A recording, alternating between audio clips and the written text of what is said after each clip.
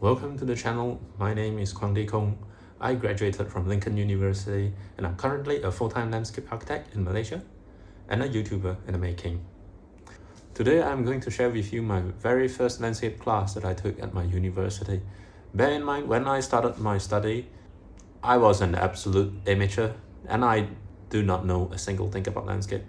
Hopefully today I can give you a better understanding of what landscape is about.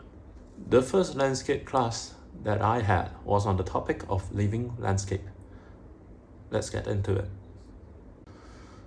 Landscape is a vague subject when it comes to theory and concept. Landscape could essentially be everything.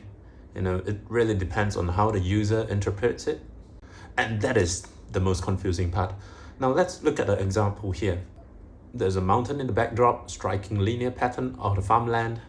From a perspective of a visitor, maybe you are visiting on a tour, holiday, you would probably think, wow, this is a beautiful, soothing landscape that you wished you could have the luxury of waking into the scenery. Just imagine when you open your door, this is the view you see.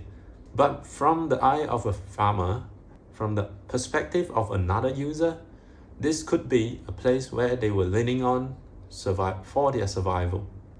A place where it holds the memory of their hard work, blood, sweat, and tears. It could also be a place where they grow up and spend his childhood running through the grasses, field, chasing butterflies, and hanging out with his friends. It just could mean so much more than the visual. Now, let's look at another picture. This is a picture with a canoe residing by the river, a campfire, and a tent.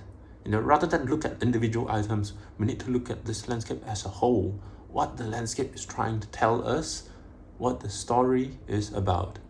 The narrative is more about how there is a group of people at some point of time spent their night by the river, created this bonfire to hold their warmth together.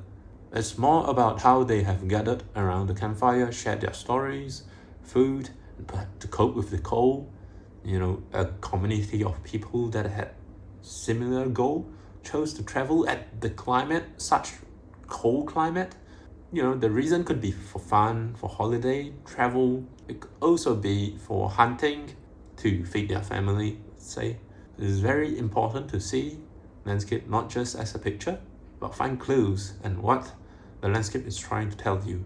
A story of the people who has lived here.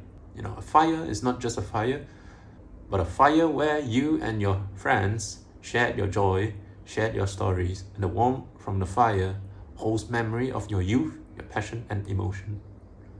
To truly understand landscape, we have to look at landscape more than a static picture. A living landscape that has engraved into the land itself. A fragment of what has happened in the past, much like an archaeologist.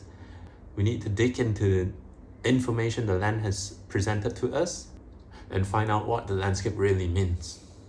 However, our interpretation are usually not so accurate. That's why it is very important that we do the community research, such as interview session with the locals, a research writing that was left behind by someone, a poem that someone in the past has described the place, and all of the information would help you find the most appropriate interpretation of the landscape. Landscape and what landscape really means could vary from person to person, but it also could vary from time to time. Let's look at another example. We are all very familiar of the pandemic, especially today. Let's look at the first image. This is the New York Times Square before its pandemic.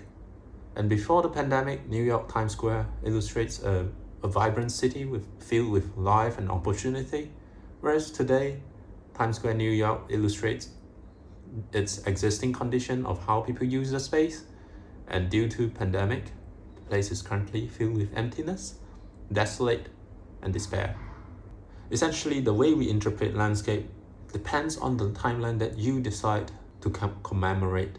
A certain memory that has the deepest imprint in the community or in your heart.